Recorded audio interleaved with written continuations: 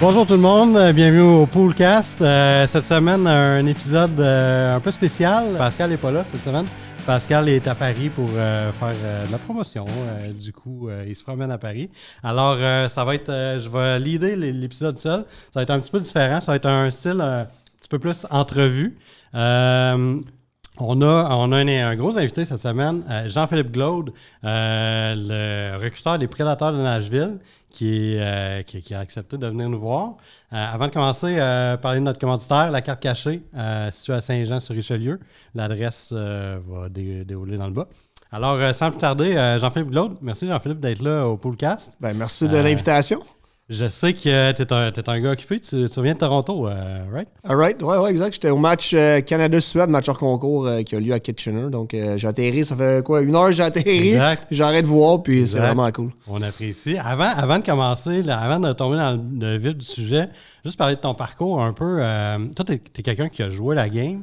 Tu as joué junior majeur, un ancien défenseur. Oui, exact. Déjà exact. Là, ça te donne de la crédibilité pour... Ouais. Tu sais ce que tu dois regarder dans un joueur de hockey. Oui, exact. Ben, tu sais, en fait, j'ai comme tout jeune, j'ai mis mes patrons et puis j'ai fait mon parcours de hockey mineur. J'ai joué après ça à Drummondville dans la LGMQ.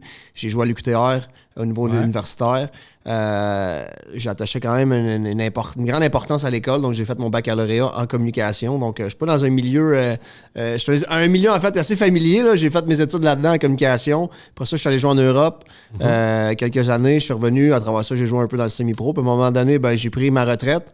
Puis, suite à ça, fil d'événements... T'as même été repêché avant Jason Pominville, junior majeur. C'est pas rien, quand même. Hey, ça, c'est une bonne... T'as fait tes devoirs. Ah oui. Je le dis souvent à mon gars et ma fille, mais ils me croient pas, là, mais... Tout le monde va le savoir maintenant. Ouais, effectivement. Salut Jason, d'ailleurs. Un bon ami, nos gars le même âge. Nos gars se sont affrontés au hockey mineur, fait qu'on a eu souvent l'opportunité de se voir. Mais Jason était 1 an plus jeune que moi, c'était un 15 ans. Puis à l'époque, moi, j'avais 16 ans quand j'ai été repêché. Mais Jason, c'était un joueur bantam qui avait été repêché, mais qui aurait dû être avant, mais croissance tardive. Fait que c'est pour ça qu'il est sorti tard dans le repêchage. Tard, 5e ronde de mémoire. Ou fin de 4e ronde, peu importe. Mais non, solide. Tu me surprends. Puis j'ai aussi vu que t'as été coach des Cataractes de Shawinigan. En fait, ça, j'adore ça. T'es allé sur Elite Prospect pour voir ça. Moi, j'ai un Shawinigan, puis je me rappelle pas. OK, clairement, j'ai pas été coach des Cataractes. J'ai été coach pour l'équipe Pee-Wee Dura qui est allée au tournoi Pee-Wee de Québec des Cataractes de Shawinigan. Je me rappelais pas pendant écoute, je t'arrête d'appeler Elite Prospect parce qu'il y a quelques personnes qui me disent « Hey, JP, t'as quand même coaché des Cataractes avant d'être recruteur. » Je dis « Non. J'ai coaché en finissant ma carrière en France. Je suis revenu une année, puis j'ai le goût de m'impliquer dans le hockey. Tu sais, je savais pas trop comment. J'étais impliqué en Mauricie dans des petits programmes d'été. Puis quelqu'un m'a dit hey, JP, ça tente de coacher une saison complète d'hockey mineur puis Widera. Je dis good, je vais l'essayer dans le sens que j'étais un peu en transition. Je m'étais trouvé un emploi à l'UQTR. Puis c'est pour ça que j'ai coaché 1 an. Mais finalement, j'ai réalisé que c'était pas nécessairement pour moi en termes de coaching. J'avais plus un œil. On me dirait un petit peu, pas de recul, step back, là, un œil vraiment recruteur. Puis c'est pour ça que j'ai décidé de foncer là-dedans. Oui, puis dans le fond, après ta carrière de joueur, tu as été recruteur Ligue junior majeure du Québec. Exact. Puis ensuite de ça, tu as fait le saut dans la Ligue nationale. Peux-tu nous expliquer, là, c'est un concours de circonstances la plupart du temps, les recruteurs disent. Est-ce que c'est le cas pour toi aussi? Oui, dans le sens que ça te prend toujours un genre d'ouverture. Quelqu'un à quelque part qui va te donner un break. Puis là, si on parle junior avec les Wildcats de Moncton pendant 2 saisons, à l'époque, la personne qui m'avait engagé était celui qui m'avait repêché quand j'étais... Midget 3 avec les Vultures de Drummondville. C'est le même recruteur-chef qui était rendu à Moncton. Puis c'est un hasard, je l'ai croisé un match Midget 3 à Trois-Rivières, puis il me disait je vais me chercher un recruteur l'année prochaine parce que le Midget Espoir, il y avait des règles qui changeaient. Puis je lui avais dit écoute, si t'as besoin, moi, tu sais, j'ai le goût. Parfait, il m'a relancé dans l'été. Donc je me suis joint aux Wildcats pendant 2 saisons. Puis le concours de circonstances, en fait, c'est encore là un hasard. J'ai quelqu'un à Moncton qui me disait JP, il dit les Preds vont chercher un recruteur amateur part-time, à temps partiel. Parce qu'à l'époque, les Preds n'avaient aucun recruteur au Québec. Et c'était l'année du gros repêchage avec les Jonathan Drouin, Anthony Manta, Zach Fucale, Nathan McKinnon, tous ces joueurs-là. Donc, eux n'avaient pas de recruteur au Québec. C'était quelqu'un qui était, je pense, en l'Est des États-Unis qui venait faire un tour. Puis ils m'ont dit, ils veulent ajouter quelqu'un au Québec. Fait qu'il dit, si j'étais à toi, il dit, je crois vraiment à toi. J'enverrai mon CV à telle personne. OK. Fait que j'ai dit, parfait. J'ai dit, je suis un peu surpris. Ça fait juste 2 ans que je suis recruteur. Je veux dire, avec les Wildcats. Ouais, c'est ça. J'envoie mon CV. Quelques jours après, je reçois un appel. Non, je reçois une réponse en disant ouais, ton profil m'intéresse. On regarde ça se peut qu'on se cherche quelqu'un, puis ça reste comme ça. Parfait, pas de nouvelles. Quelques mois plus tard, j'étais à mon bureau à l'UQTR, puis je vois un numéro sur mon cellulaire sonner que je connais pas du tout. Je dis, bah, tu sais, c'est un pocket call ou quelqu'un que je connais pas. Tu sais, fait que je réponds pas. OK. Ça ressonne. Je réponds pas encore. Je me dis, c'est qu'aux États-Unis, numéro, je connais pas. Je continue. Spam.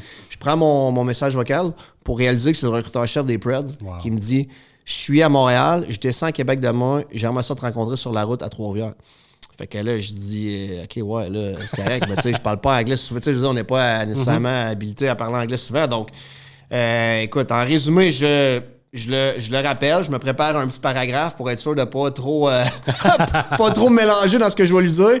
Puis je lui dis, bon, ben là, c'est soit je l'invite quelque chose de cool à Trois-Rivières, dans le centre-ville, ou je garde ça simple au Tim Hortons sur le bord de l'autoroute, puis je me dis, ça va être ça, parce que je vais être bien certain qu'ils se trompent pas, puis qu'on puisse, tu sais, des fois, ils disent ça, la première, t'as pas une deuxième chose à faire une bonne première impression, donc je vais être certain que tout soit bien fait. Donc, résumé de l'histoire, on s'est rencontrés là à Trois-Rivières.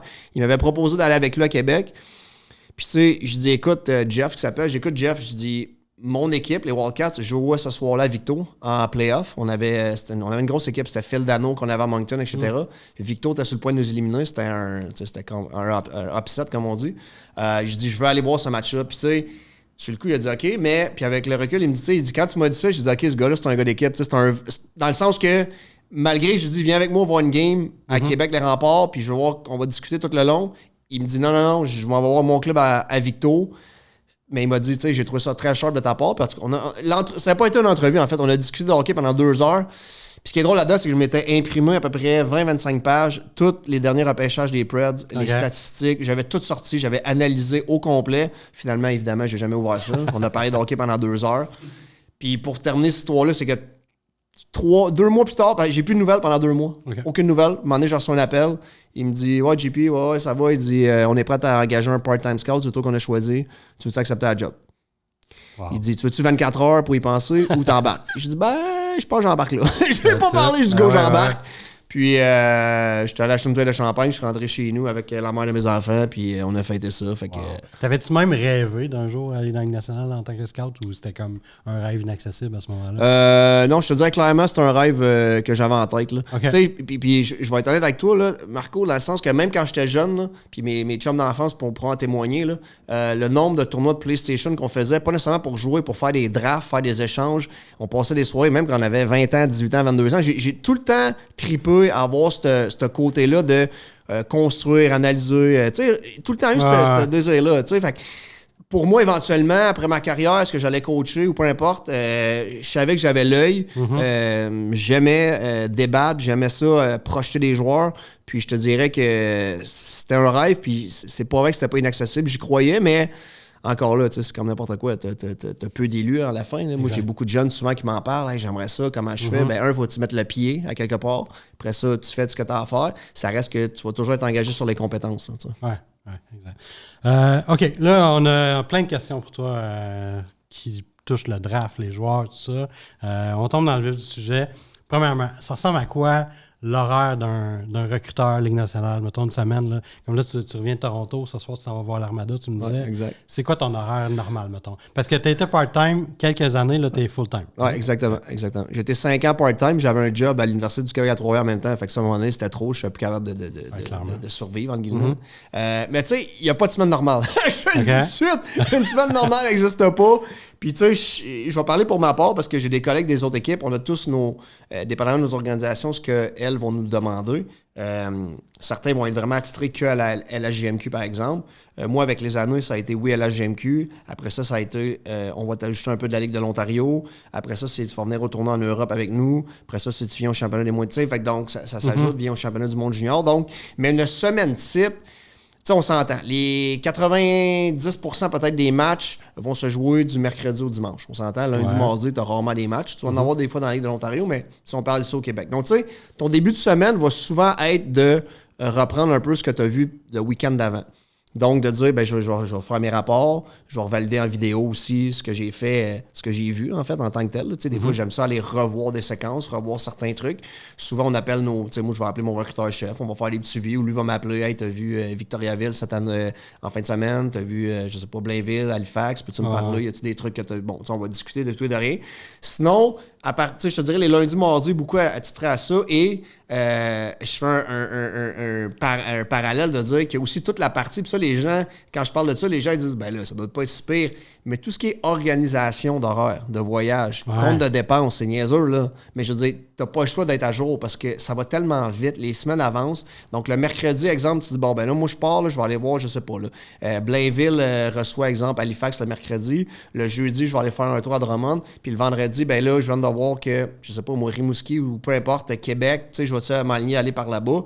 Des fois, quand les maritimes, tu essaies de maximiser ton déplacement dans les maritimes, donc partir un 3 jours, voir les 6 équipes. C'est toi qui décides quel game tu vas voir. Tu fais ton horaire. Okay. Mais si t'es pas capable de garder, justement, de maintenir ton exemple rapport de dépenses, c'est niaiseux, mais si tu y vas, dire, je vais regarder ça à la fin de la semaine, je te dis tout de suite, j'ai essayé, ça marche pas. Okay. Donc, tu vas être donc up-to-date, puis c'est toujours aussi d'organiser ce qui s'en vient. Okay. Réserver mon vol. T'sais, moi, je vais beaucoup en Ontario, donc réserver les vols. À partir de là, je prends ma voiture où, je m'en vais voir quelle place, je couche où. Si je m'en vais à Windsor, je suis mieux de revenir coucher à London parce que y a-tu un match à London? Non, ben je vais faire mi-chemin. Le lendemain, je reviens à Toronto. Je m'en vais-tu à Sarnia? Non, je m'en vais-tu à Barrie la semaine passée que j'étais allé. La semaine passée, anecdote, je voulais aller à Sault Ste. Marie. Je prends l'avion à Montréal, j'arrive à Toronto, j'ai un délai finalement en partant de Montréal de 3 heures. Je manque ma connexion, je suis prêt à Toronto, je regarde l'heure, il est 5 heures. Je me reviens, le seul match à Kingston. Je peux pas y aller sur St. Mary, oublie ça, c'est fini.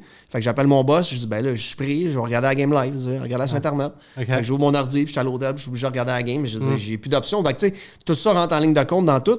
Fait que là, je reviens à ta question, la semaine type, il n'y a pas vraiment de semaine type, mais tu sais, calcule que tu sois de 4 à 5 matchs en moyenne, dépendamment du mercredi au dimanche.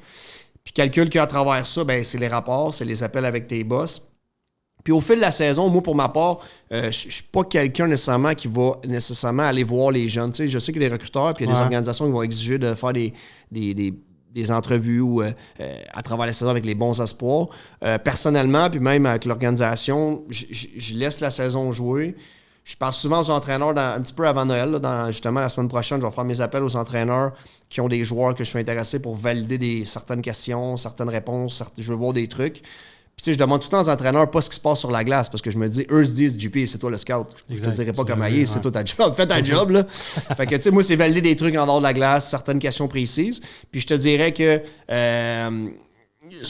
les joueurs, on va les rencontrer. Tu sais, moi, quand la saison finit, on va les rencontrer soit au Combine. S'ils ne sont pas invités au Combine, je vais les rencontrer ou sur place ou en Zoom. Alex Wang, l'année passée, qu'on a repêché. Alex, exemple, j'ai fait une entrevue avec lui en Zoom pendant 1h30 de temps.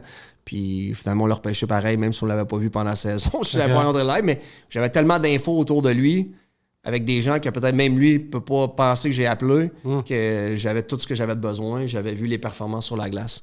Fait que là, je me promène un peu, mais semaine type, c'est 4 à 5 matchs, beaucoup de rapports, beaucoup de paperasse, entre guillemets, beaucoup d'ordinateurs et beaucoup de voyagements, évidemment. Tu as une femme, des enfants, fait que tu composes avec tout ça. Oui, exact. Ça, c'est la partie aussi que tu as une famille. Moi, bon, là, c'est personnel, mais c'est pas grave. Là, je suis séparé depuis 1 an et demi, donc je suis en famille reconstituée, j'ai une nouvelle conjointe. Donc, ça aussi, c'est un challenge de tout mixer ça avec les enfants qui partent chez la mère, qui reviennent. Ça va être un nouveau challenge, mais tu sais, je dis tout le temps, on va traverser le pont rendu là. Donc, c'est tout le temps de dire une semaine à la fois, on avance avec ça, puis là, on arrive à Noël, puis tout s'est bien déroulé. All right. Puis je me demandais, y a-tu une caractéristique que tu, en tant que scout, que tu recherches chez les joueurs qui te démarquent des autres scouts? Mettons, toi, il y a quelque chose que... Toi, c'est quelque chose qui est vraiment important, que les autres scouts regardent moins ou portent moins attention, mais que toi, tu es reconnu pour ça ou... Ben, il faudrait demander aussi aux gens qu'est-ce qu'on... Ben, tu sais, dans le sens que je peux pas... le point, là, je vais essayer de garder ça simple là, pour que les gens puissent te faire une tête, mais tu sais, on a tous un peu quand même notre vision de la game, entre guillemets. Chaque recruteur a quand même son background, comment il voit le match, comment notre organisation voit le match aussi. Je peux pas me comparer à d'autres. Est-ce que moi, ça, je mets plus d'emphase qu'un autre recruteur de, je sais pas moi, de Utah, par exemple, que lui, tu sais, j'en ai aucune idée. Parce que souvent aussi, c'est des directives d'organisation, on s'entend. Mais c'est certain qu'au fil des années, tu sais, une anecdote qu'on a repêché à Alex Wang, Yannick Jean m'a texté en me disant « Je savais que c'est toi qui allais le repêcher. Fait que je suis parti à l'arrêt, fait que je dis, ouais, ben, tu sais, oui, mais il y a aussi un concours de circonstances. Tu sais, il aurait pu, notre équipe le prend 4 ans avant nous, puis tu comprends. Mais je sentais que, bon, tu sais, donc là, est-ce que, à cause de ça, lui se dit, ben, il a repêché Alex Carrier, ils ont repêché Sam Girard, il aime les défenseurs avec une bonne tête, qui bougent bien, qui ont de la mobilité, qui sont intelligents, bon, tu sais, peu importe. Mais je te dirais qu'à travers ça, les points toujours que je mets de l'emphase, j'en démarre jamais, c'est un sentiment de compétition, être compétitif comme joueur de hockey. Tu sais, c'est tellement difficile pour ces jeunes-là. Quand le junior finit, ça va dans la Ligue américaine, puis tu sais, après ça, tout l'environnement, les joueurs qui arrivent autour, ils réalisent, puis je vais tout le temps garder en tête le premier camp que Frédéric Gaudreau, puis là, on recule à longtemps, c'était ma première saison à Nashville, on l'avait signé comme agent libre pour la Ligue américaine. Okay? Il avait fini à Shawinigan à 20 ans, on l'avait signé. Il arrive à Milwaukee, il arrive en fait au tournoi des recrues. Puis je me rappelle toute ma vie, après le premier match de son tournoi des recrues, il me voit et il me dit « Pourquoi tu m'as signé? » Il dit « Sérieusement, il dit ça va trop vite. Là. » Il dit « Je comprends pas là, ce qui se passe. » Il dit « Pourquoi moi? » Là, je dis « Fred, t'as un bon hockey sense, t'es ultra intelligent, t'as de l'upside, t'es compétitif dans ta manière de jouer, t'abandonnes jamais. » Tu sais, je dis ouais, ça, ça s'enseigne pas. Là. Non. Ben, tu sais, je pense que ce hockey sense compétitif, tu sais, je veux dire, là, on déborde un peu de dire hockey sense. Je veux dire, quand je fais des conférences, des fois avec des équipes ou des jeunes ou américains que j'organise en Mauricie, je dis souvent aux jeunes, c'est certain que si tu regardes jamais de hockey, c'est difficile après ça d'améliorer cette phase-là, de voir ce qui se fait. Parce que si tu regardes, si tu es un bon défenseur mobile, puis tu regardes jamais le Canadien, tu n'es pas capable de regarder comment Lane Hudson est capable de battre des joueurs en ligne bleue. Mais je veux dire, comment naturellement tu vas le faire? Tu peux être naturel comme Sam Girard, mais à quelque part, moi je crois que les jeunes, en ce moment, on est dans un an qui ne regardent pas assez de hockey, ou ils regardent juste un highlight d'un but. Tu comprends? C'est ça, maintenant, c'est les highlights. Highlight beaucoup, au lieu de regarder un 40 minutes, 2 périodes de hockey. Fait que pour revenir à Fred Godot, Fred, il me dit ça, il dit, il y a tellement de bons joueurs de partout, il dit, ça n'a pas de bon sens. Là. Tu sais, il dit, là, t'avais Fiala, t'avais Arvidsson, t'es là, t'avais Philip Forsberg qui était dans ce camp-là. Il jouait avec ces gars-là, il dit, ces gars-là arrivent de où? Tu sais, ça n'a aucun sens. Puis là, je dis, ben, gars, t'as du hockey sense, t'es intelligent, comme je viens de le dire, t'es compétitif, tu sais. Puis au bout de la ligne, ben, il a fait son chemin. Tu sais, il aurait pu aussi pas le réaliser, mais il a été capable puis il avait du caractère. Il était capable de passer au travers de ça. Fait que, je te dirais, élément de compétition, hockey sense, penser le match, parce que je dis tout le temps que la patinoire est de la même grandeur que tu joues à Tondera ou dans la LHJMQ. Ce qui fait la différence, c'est quoi? C'est la vitesse du jeu, la grosseur des joueurs. Donc, ton cerveau, s'il n'est pas capable de suivre, à un moment donné ou l'autre, tu vas plafonner. OK. Bon, là, au Poolcast, le nom dit, on met l'emphase sur le côté pool du hockey. Moi, je suis commiche du plus gros keeper pool au Québec. Puis, une des choses à chaque repêchage, je ne veux pas dire que je fais ta job, mais je suis quand même DG d'une équipe dans un keeper pool. Fait que je fais mes recherches à chaque année avant les repêchages. Mais une interrogation qui revient à chaque année, puis j'imagine que c'est la même dans la Ligue nationale. Comment vous faites le crossover de ligue en ligue, mettons, un joueur junior majeur versus un joueur KHL? Toi, tu as scouté tel joueur, un autre scout a scouté tel joueur en Russie, l'autre en a scouté un en Suède. Comment vous nivelez? OK, ça vaut plus que ça. Tu comprends ce que je veux dire? Pour essayer de voir lequel devrait être plus haut que l'autre sur la liste, dans le fond? Oui. Avez-vous fait une formule à l'interne? On n'a pas une formule mathématique. Il y a certains événements, on s'entend. Pourquoi qu'on dit que le tournoi à la fin de la saison des U18 au mois d'avril-mai est un gros tournoi qui est important pour les recruteurs? Parce que déjà, je sais que le Canada n'amène pas sa meilleure équipe parce que les gars sont encore en série, c'est un peu différent, mais les États-Unis, oui, la Suède, la Finlande. Malheureusement, les Russes sont plus là depuis plusieurs années. Puis on aimerait ça les voir là parce que ça aiderait, à rehausser, deuxièmement, à voir. Déjà là, tu es capable de te faire une tête pareille. Là, je veux dire, en termes de voir les Suédois affronter les États-Unis, les voir affronter les joueurs du Canada affronter les Finlandais. Tu es capable déjà de te faire une petite tête. Mais je te dirais qu'il n'y a pas de formule. C'est sûr que... Puis ça, c'est tout le temps la notion de respect. Je suis allé à un tournoi en Suède au mois de novembre. Je m'assois... T'avais Suède, Finlande, t'avais les Tchèques, les Suisses. C'est un tournoi qui appelle 4 nations ou 5 nations. Il y avait un autre pays, je crois. Puis je pense que c'est 4 nations. Puis ça roule. Il y avait les États-Unis, donc 5 nations. Puis, je veux dire, je peux pas arriver et dire à mon Finlandais, après avoir vu un match de la Finlande, hey, le numéro 12 que toi t'aimes, là, il est tombé pourri si je le compare. Il y a juste une mauvaise game dans le corps. C'est ça. Puis tu dis, hey, il y a une notion de respect de dire, c'est comme lui débarque au Québec, il vient voir je sais pas, l'Armada avec moi ce soir, puis il regarde Xavier Villeneuve, puis il dit, ben voyons donc, moi, mon def, enfin, il est bien meilleur. Tu sais, je veux dire, on n'embarque pas là-dedans. Là, tu sais, je veux dire, je pense que ça ramène à l'individu, ça ramène aux joueurs. Tu sais, je veux dire, il n'y a pas de formule, parce qu'il y avait une formule magique, ben, je veux dire, tout le monde aurait des joueurs qui jouent 100 matchs à NHL qu'on repêcherait, puis ça serait facile. C'est ça le plan. Mais c'est pour ça qu'à la fin, ça te prend un recruteur-chef qui tranche. C'est aussi simple que ça.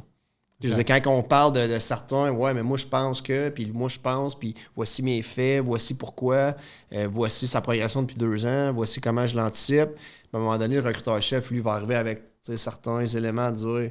Parce que maintenant, je ne pourrais pas tomber dans des détails de repêchage, mais je me suis déjà battu pour des joueurs pour les pousser ou peu importe, pas juste moi, d'autres recruteurs, puis que tu arrives au repêchage en 3e ronde, par exemple.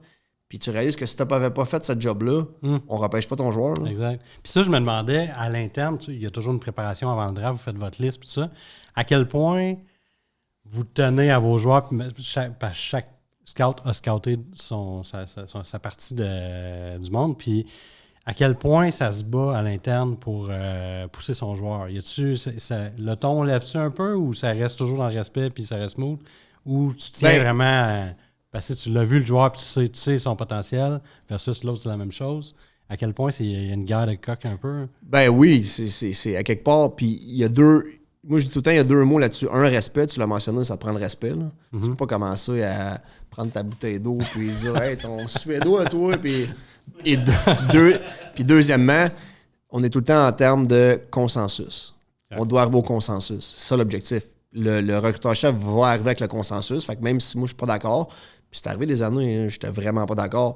Puis c'est arrivé des années que, pas plus tard que l'année passée, on est dans un meeting, puis mon recruteur-chef a fait le tour de gens ou de coachs là, qui ont coaché dans différents événements des joueurs, dont un de mes joueurs de mon territoire. Puis il commence à parler, il dit « Ouais, ben lui, il dit que il aime pas ci, il aime pas ça. » Puis là, toujours avec le respect, mais j'ai été assez incisif de dire « Ouais, attends une seconde, là. Moi, ça fait 2 ans que je le vois jouer.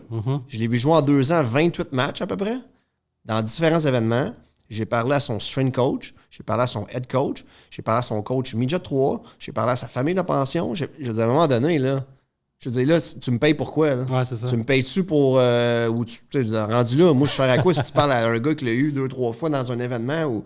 Là, mon recruteur-chef dit « Non, JP, je comprends. » Il dit « C'est correct. » Il dit « C'est juste que moi, je t'amène un point. » Je dis « C'est correct, mais... » Tu sais, je veux dire, là, la valeur de ce que moi, je fais rendu là, tu sais... Ouais. Il faut que tu arrives préparé. Là. C'est la clé. Tu arrives, puis tu sais, je dis souvent, il faut que tu arrives avec des faits. Tu peux pas chercher avec des opinions ou des à peu près de « je pense que, peut-être que ». Mais respect, on cherche le consensus. Mais oui, tu sais, je veux dire, moi, j'ai vu plusieurs années 2 recruteurs s'obstiner pendant 30 minutes, là, solides, là, sur un joueur, parce qu'eux avaient quand même, sans dire que c'était leur territoire, les deux, ils étaient les deux dans ce territoire-là une fois de temps en temps, puis ils s'entendaient pas du tout, là. Fait que pendant une demi-heure, puis à un moment donné, le recruteur-chef dit « OK, là, faut passer à autre chose. » Puis ce gars-là n'a jamais été drafté, en plus. Il n'a même pas été drafté, nous, puis il n'a pas sorti pendant tout ça pour ça. Exactement. OK. Puis tu parles de consensus, je me demandais... Tu sais, souvent, là, avant le draft, il y a les experts, les analystes de prospects, les Broadman de ce monde, tout ça, qui sortent leur liste. Puis il y a souvent des consensus qui se font avant le draft, tout ça. À quel point ces listes-là qui sortent mettons, la semaine avant le draft, à quel point cette liste-là est souvent différente de la vôtre? Ou ça se ressemble-tu? Ou c'est vraiment, vous regardez cette liste-là, ben, j'imagine que tu les vois passer, tu dois les regarder parce que ça t'intéresse, mais à quel point il y a une grosse différence entre... Ben, tu sais, je te dirais qu'on les regarde, ben, je vais parler pour ma part encore, je ne vais pas parler pour les autres. Personnellement, je les regarde en diagonale. Okay. Je veux dire, parce que... Tu regardes le ranking, puis tu... Ouais, je regarde, je suis curieux, là, tu sais, je veux dire, de voir comment... Mais tu sais, encore, là, ça va-tu être différent ou pas? Tu sais, je veux dire, d'une année à l'autre, ça peut varier. Tu sais, mais je veux dire, vous autres, vous avez votre liste quand vous arrivez au draft. Votre liste est dans le béton un peu parce que... elle est dans le béton. Pour que ça roule au draft, il faut que vous ayez un ordre. Ouais. Fait que, tu sais, mettons, si... Puis je me demande, mettons, il y a un consensus, là, on va dire, tel joueur est top 5, puis sur votre liste, je ne sais pas, il est 12e ou whatever. Puis, mais il y a vraiment un consensus de tous les analystes, puis ça, mais Bob McKenzie, puis tout ça. Ça arrive-tu, mettons, que votre head scout ou quelque chose, ils disent là, on a-tu manqué quelque chose? Y a-tu, remettez-vous en question ou vous dites non, on a fait nos devoirs puis c'est ça qui est. Je te dirais que ça ne sera pas nécessairement, mettons dans ce contexte-là, là, si ça allait arriver, exemple, je te dirais que ce ne serait pas le head scout ou les recruteurs qu'on va se remettre en question, mais peut-être des fois le GM ou même peut-être un président hockey là, qui pourrait poser la question, dire OK, là, moi je vais à la liste finale, tel joueur, on l'a 11. Puis toutes les listes l'ont 3, 4, 5. Pourquoi? C'est légitime de questionner ton groupe, de dire hey, pouvez-vous m'expliquer? Parce que, encore là, si tu arrives avec des faits et t'expliques pourquoi, ça peut arriver. Mais on ne porte pas attention, en résumé, là, c'est toujours mon avis, on ne porte pas attention à ces listes-là. Parce que, de un, ces gens-là font leur liste à travers des matchs qu'ils voient, à travers, je veux dire, c'est quoi leur talent en termes de recruteurs pour être capable vraiment d'arriver avec une liste finale puis dire, ben voici, ils l'ont vu dans quel contexte, ils l'ont suivi autant que nous. Après ça, ils ont. Puis, tu sais, je veux dire, eux travaillent tout seuls. Là. Exact, c'est ça. C'est pas une équipe qui font un. Il n'y a pas un territoire, il faut qu'ils scoutent tous les joueurs, il faut qu'ils voient quelques fois. Puis en ce moment, ce que je vois depuis plusieurs semaines, exemple sur les listes, c'est McKenna, il y en a qui l'ont mis 4e. Ça, c'était ma question. Y a-tu vraiment un débat sur McKenna? Y a-tu vraiment. Parce que, mettons, quelqu'un aurait osé dire il y a à peine 1 an, même 6 mois. Gavin McKenna ne sera pas premier overall, tu fais rire de toi, tellement que ça n'avait pas de sens. Là, selon ce qu'on lit, les Proudman de ce monde, là, il y aurait un débat. Y a-tu vraiment un débat selon toi ou c'est comme. Ben, moi, je pense que tous les choix repêchage, il y a un débat. Là. C'est une réponse politique que je te donne, mais je veux dire, il y a un débat pareil sur tous les choix que tu vas avoir. Là, je veux dire, dans le sens que je reviens du match hier, puis tu avais. McKenna a joué, il a super bien joué. Veroff, le défenseur, il a été excellent. Défenseur de 6 pieds 4, qui prend de l'espace, qui bouge. C'était comme, OK, ouais, Stanberg ne jouait pas. Fait que, tu sais, il va avoir un débat. Il va y avoir un débat dans le sens qu'on va discuter. Mais mon point que je t'amène, c'est de dire, ces gens-là, quand ils parlent de ça, il est 3e, 4e, 5e, est-ce que vraiment c'est la réalité ou à quelque part, ils vont chercher, puis là, vous êtes dans ce business-là, ils vont chercher des clickbait pour que le monde aille cliquer sur le site puis aille lire ce qui se passe. Parce que tout le monde sont curieux. Moi, j'ai des amis qui suivent ça très proche. Je les salue d'ailleurs. Puis mon ami Jean-Luc est je pense qu'il est plus fan que moi. Il me sort des noms des fois que je connais même pas de joueurs. On sait que tu regardais ça, JL. Mais tout ça pour dire que lui, c'est sûr qu'il est allé cliquer sur l'article. Là. Puis il m'a texté après, il dit JP, j'ai lu un article, mais McKenna est rendu 4. Donc, ça a marché. Des fois, je me pose la question parce que de là à dire Gavin McKenna est rendu 4e parce qu'il est parti dans NCAA, qui joue contre des joueurs plus vieux, quand même 1 point par match. Oui, ben c'est ça. C'est comme je disais à quelqu'un qui disait ça, je pense que c'est un joueur qui disait ça, tu sais, il aurait pu rester junior puis faire 150 points. C'est. J'ai vu passer ça cette semaine. Ouais, c'est un gars de son Team Canada. Là. Mais à la place, tu sais, il a décidé d'aller NCAA puis c'est plus dur. Fait que ça veut pas son image. Pour quelqu'un, le commun des mortels qui fait juste checker les stats, c'est comme, ouais, pas si impressionnant que ça. Exact. Mais c'est ça, tu sais. Ben non, mais je veux dire, à ce moment, mettons que Mélissonette est rendu à 30 matchs, ben moi, je pense qu'il y en a peut-être 80 points. Il doit rouler à 2,5 points par match à peu près. Là. Je veux dire, il aurait été, tu comprends? Ouais. À 80 points, 30 matchs, il y aurait-tu quelqu'un qui aurait même pas eu de challenge, c'est ça, premier, exactement. 4e. C'est ça. Tu comprends? Mais là, il a pris le chemin le plus difficile. Vraiment. Puis, tu sais, je veux dire, il est quand même à 160 livres. Donc, tu sais, physiquement, il a besoin de rajouter. Puis, ça paraît dans NCAA. Les gens qui ont vu des matchs NCAA, ils le savent. Là. Ouais. Et je veux dire, ça joue au hockey. Je veux dire, c'est vite. Les joueurs, physiquement, sont beaucoup plus matures. Leur bas du corps est solide. T'arrives dans les coins. Tu sais, tasser le défenseur, tes protections de rondelles, c'est difficile. Là. Tu payes 160. Ouais. Fait que, écoute, il a pris le chemin difficile, puis je veux dire, en même temps, c'est à son honneur. Là, c'est ça. Puis, par rapport à McKenna, on en parlait dans un épisode précédent. Tu sais, souvent, les DG, ils savent que leur window à eux autres de leur job est quand même courte. Fait qu'ils repêchent pour leur window à eux. Fait que, tu sais, je me dis, mettons, tu es un DG, puis là, il y a un débat. McKenna, tu sais, mettons, ça fait 3-4 ans que tout le monde sait qu'il va être first overall à son année de draft. Tu veux-tu vraiment être le DG qui prend le risque de ne pas prendre McKenna pour, mettons, un Veroff qui est solide, mais tu sais, McKenna devient le prochain McDavid, tu perds ta job, pretty much. Fait que tu sais, tu veux-tu vraiment être celui qui prend cette chance-là? Fait que c'est pour ça que je me dis, je peux pas concevoir qu'il ne sortira pas first overall, même si là, il y a comme une espèce de débat. C'est ça, exact. J'étais curieux de le voir jouer hier, pour être honnête. Puis, tu as été impressionné? J'ai été pas déçu puis pas impressionné dans le sens mes attentes, c'est ce que j'ai vu. Là, je veux dire, bon avec la rondelle, vite, créatif, cerveau rapide, 2 assists, Canada gagne 2-1. 2 buts de Brady Martin, choix des Preds. Ouais. Veux-tu nous en parler un peu? Ben non, mais Brady, c'était. Ben, je m'en allais, comme je te disais tantôt précédemment, il y a une semaine, je m'en allais à Sault Ste. Marie, mon vol la nuit, j'ai regardé sur Internet.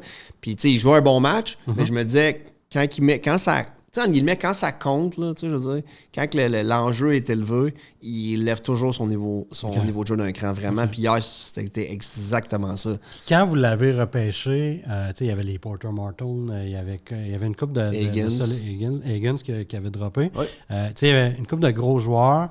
Il y a McQueen aussi. Roger McQueen. C'était-tu serré pour vous autres? C'était-tu une décision difficile ou vous étiez convaincu que c'était le choix à prendre? Ben, tu sais, je veux dire, tu sais pas ce que les équipes avant toi vont faire. Ça, c'est le point 1. C'est important de le mentionner. Tu sais jamais les 4 premiers clubs, ça va-tu tourner comme on pense ou pas. Tu sais, je fais une parenthèse. Moi, j'arrivais à Nashville l'année d'après, puis les gars me disaient à l'époque, je veux dire, ils étaient convaincus qu'ils allaient repêcher au repêchage de Nathan McKinnon. Qui allait repêcher, c'était Seth Jones, Joe Drouin, puis t'avais Barkov. Bon, eux, dans leur tête, pas en ordre, là, c'est dans le désordre, là, mais eux étaient convaincus que Barkov allait tomber 4. Okay. Nashville repêchait 4. Eux autres étaient sûrs à 100% que c'était Barkov. Là. Wow. 100%. Wow. Sûr, dans leur tête, c'est sûr qu'on a Barkov, centre, parfait, parce que Seth Jones, tout le monde disait qu'il allait être 1, Patrick Roy va dire non, on prend McKinnon. Ouais. Joe Drouin avait été trop dominant à Coupe Memorial. Avec McKinnon, ils ont dit, on va ramasser Barkov pour finalement se retrouver avec Seth Jones. Donc, tu sais jamais ce que les équipes en haut de toi vont faire. Donc, mais oui, il y a un débat. C'est pas garanti de dire c'est Brady Martin. Puis, tu sais, il y a un débat avec les noms que tu as nommés. Puis, tu sais, au Combine, tes rencontres, on est allé souper avec certains de ces joueurs-là. Tu essaies de pousser Puis, c'est toujours de pousser au maximum. Puis, tu sais, les 2 journées avant le repêchage, parce que, tu sais, là, c'était décentralisé. Là, c'était pas. Je voulais t'en parler. Pas très excitant pour personne, même pour nous, pour être honnête. Fait que, je peux dire, pendant plusieurs heures, là, la discussion était là-dessus. De reclasser les gars, de repasser au travers, Le recruteur de l'Ontario, moi j'allais beaucoup en Ontario aussi avec mon collègue. Les gens de l'Ouest, les gens de, tu sais, tout le monde avait des joueurs à différentes places, les gars qui aussi de la NCA, parce qu'il y avait, tu sais, je veux dire, de parler de tous ces joueurs-là, d'approfondir, le DG est là, de remettre les vidéos, tu sais, de vraiment aller au maximum de ce qu'on peut. T'as toute la partie analytique aussi qui rentre en ligne de compte, de regarder. Puis d'après ça, de dire, ben, écoute, on tranche, puis c'est ça. Là. Est-ce que tout le monde a 100% d'accord? Ben là, il y en a qui l'ont peut-être pas dit, mais au bout de la ligne, on y va avec ça. Puis aujourd'hui, ben, tu sais, je pense qu'on est. Ben, on va regarder dans 4-5 ans. Mais comme je suis souvent à Brady Martin, même s'il n'y a pas de points un match, puis on va le voir avec l'équipe Canada, même si un match a 0 points, c'est sûr qu'il a fait quelque chose que les gens vont se lever et vont dire, OK, lui, c'est un old school Canadian guy. Là. Solide, vraiment. Puis là, parce que c'est ça, ses stats sont so-so cette année. Tu as Porter Martin qui arrache tout. Fait que, tu sais, y a-t-il une remise en question de. Non, je pense qu'il faut laisser ça aller. Là. Je pense qu'il faut laisser les choses aller. Il y a beaucoup de contexte avec ça. Là. Dans le sens qu'il avait commencé très fort quand il est retourné à Sault Ste. Marie. Il a commencé avec nous à Nashville. Les gars l'ont adoré. Je veux dire, il habitait chez Philip Fosberg pendant l'été. Puis le petit gars, Philippe, l'appelait Uncle Brady. Là. C'était rendu ça. Puis il était rendu son joueur de centre au début de la saison. Avec Seth Fosberg à gauche, je ne me souviens pas qui avait mis. Donc, je veux dire, il faut laisser le temps. Il y a des contextes qui sont différents aussi. Mais une chose qui est sûre, avec ce que j'ai vu hier, je veux dire, tu te réconfortes, mais t'aimes ça voir ça. Il vient, la rondelle à tombe, puis il joue. C'est le genre de joueur qui est rendu en série, tu vas être content d'avoir. Ben, tu sais, les gens ont vu cette année avec les Panthers, Sam Bennett, comme il jouait, puis tout le monde a fait comme, OK. Il était comparé à Bennett, d'ailleurs. Ben, parce que, justement, quand ça compte, ou quand il y a comme cet enjeu-là, il fait tout, là. Tu sais, hier, il y a 2-3 bonnes mises en échec. Comme un moment en avant du banc, un gars suédois, il y a eu une punition sur le forecheck, parce que, oui, tu sais, il a donné un double échec dans le dos, mais il venait de marquer 2 buts. Tu sais, une combinaison, moi, j'appelle ça power skills. Tu sais, c'est des power skills. C'est pas nécessairement fancy, mais tout est fait avec du power. Tu peux-tu nous parler aussi, il y a quelques années, les Preds, vous avez drafté Zachary Lheureux. Vous aviez échangé 2 choix de 2e ronde pour le repêcher en première ronde, pour le voler aux Canadiens. On peut dire ça. Je pense que le Canadien avait l'œil dessus.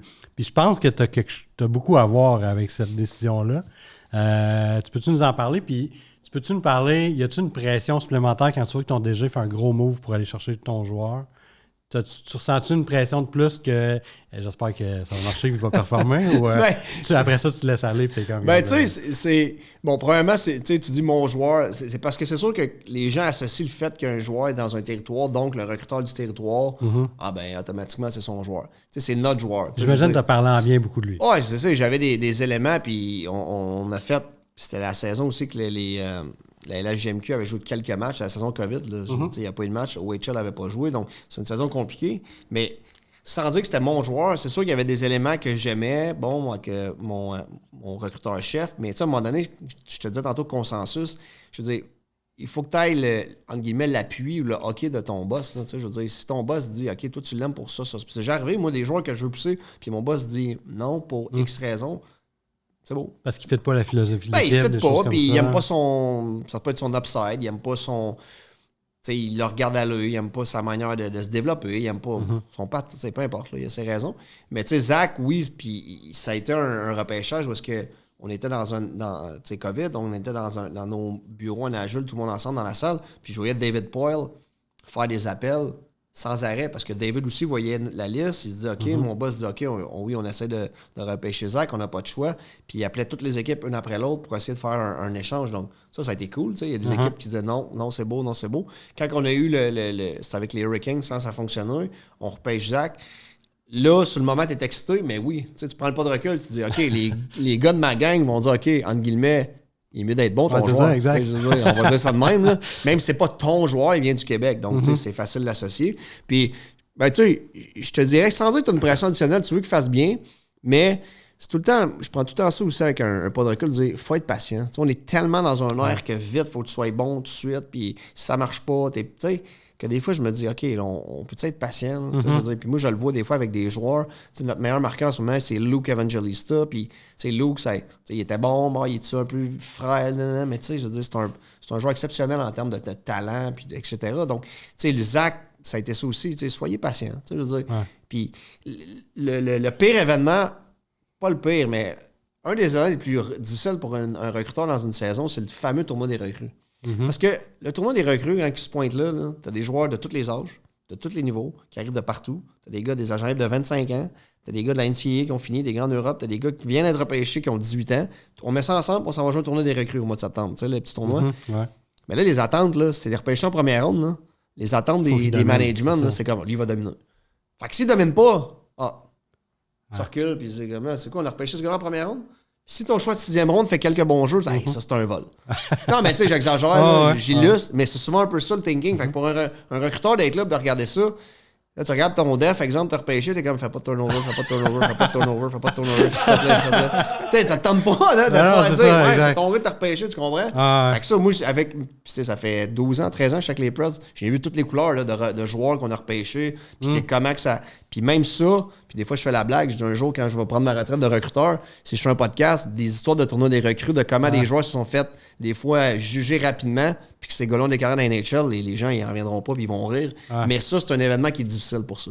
Puis je sais que t'es un gars qui est très humble, là, tu parles en termes d'équipe tout le temps. Ça, tantôt, tu me parlais de Frédéric Gaudreau, il y a Zachary Lheureux, il y a aussi Mathieu Olivier, que je pense que tu as poussé fort pour qu'il se rende à la Ligue nationale, principalement. Ben, Matt, il a passé par Nashville, mais... Mais Mathieu, puis peut-être t'es pas au courant, puis les gens sont sûrement pas au courant, puis c'est normal, là, mais Mathieu, en fait, on l'a repêché quand je travaillais à Moncton pour les Wildcats. OK.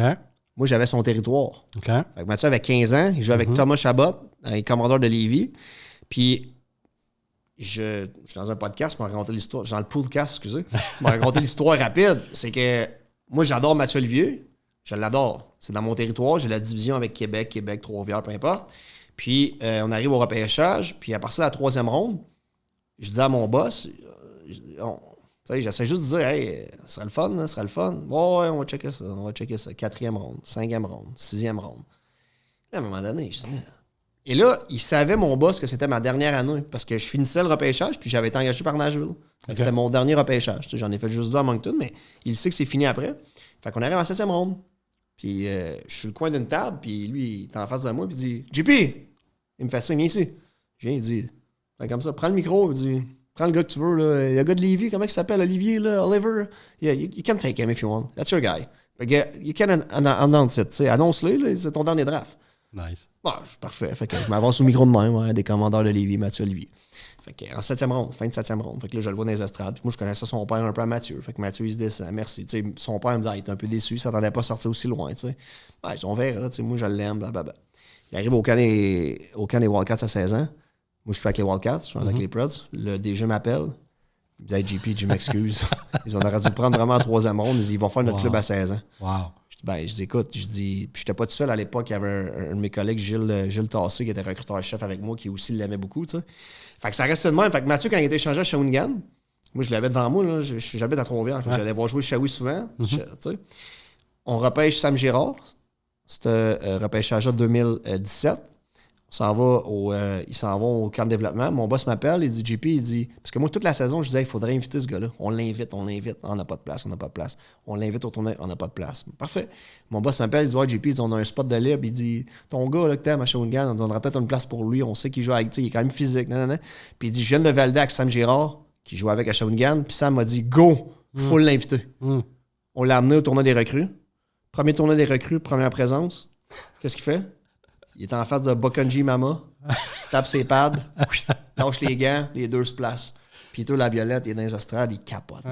C'est la vie dans la salle de notre coach, mais il capote. Là. Il est tellement excité. Là, que, Who's that guy?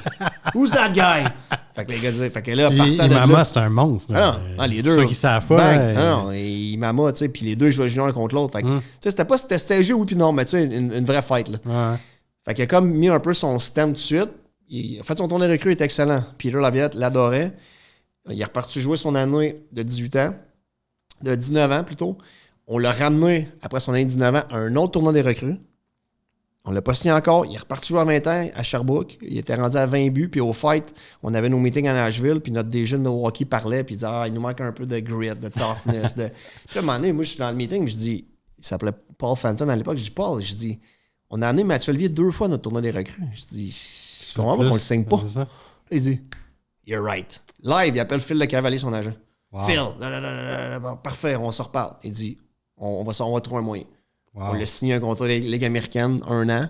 Il est venu finir l'année à Milwaukee, puis après ça, le reste, il a fait. Mais tu sais, oui, ça prend quelqu'un qui croit en toi. Je croyais beaucoup à Mathieu pour plein de raisons, mais ça reste que sa progression était incroyable. Oui. Incroyable. Ça doit faire un vlog pareil pour un scout quand justement ton boss te fait confiance, puis ton gars, il.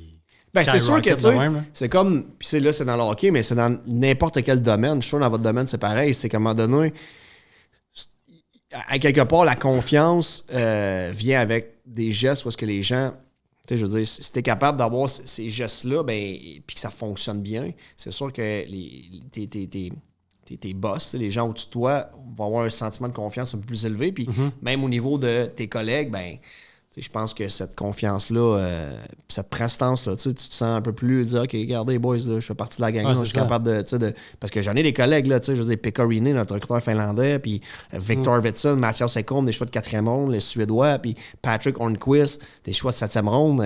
C'est là que tu crées un petit peu ta réputation, que les gars, la crédibilité, là, c'est le mot qui me manquait. Ça augmente un peu ton niveau de crédibilité face aux yeux de tes collègues, mettons. Là. C'est ça, c'est comme le scout à Détroit qui a amené des Datsuk Zetterberg, tout ça, lui. Son nom est fait forever. Exact.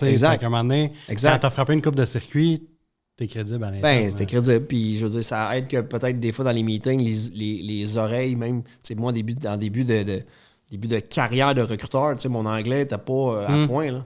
Tu sais, j'habite à Trois-Rivières, je parle un peu en anglais parce que, tu sais, je veux dire, là, il faut que ça reprenne. Fait qu'au début, quand tu veux t'exprimer, moi, j'ai des meetings que je sais que mon tour s'en vient de parler, puis je commence à suer parce que là, je suis comme, OK, là, il faut voir, je parle de ce gars-là, il faut que j'en parle. Qu'est-ce que je dis? Okay, he's a shooter, he can compete, he's good two-way, puis là, tu te concentres. C'est niaiseux, là, mais c'est pas banal. Là. Non, tu veux t'exprimer, mais quand, au fil du temps, tu as créé cette crédibilité-là, ben, tu es en mesure éventuellement d'être plus facile de t'exprimer, puis l'écoute est un peu plus attentive que okay, qu'est-ce qu'il va raconter le gars du Québec. Là, c'est ça. Mais tu sais, veux pas le fait d'avoir de la misère à t'exprimer, même si ce que tu as à dire est legit. Le monde te prenne moins au sérieux parce que justement, tu bafouilles un peu tout ça. Fait que ça ne doit pas être évident au début.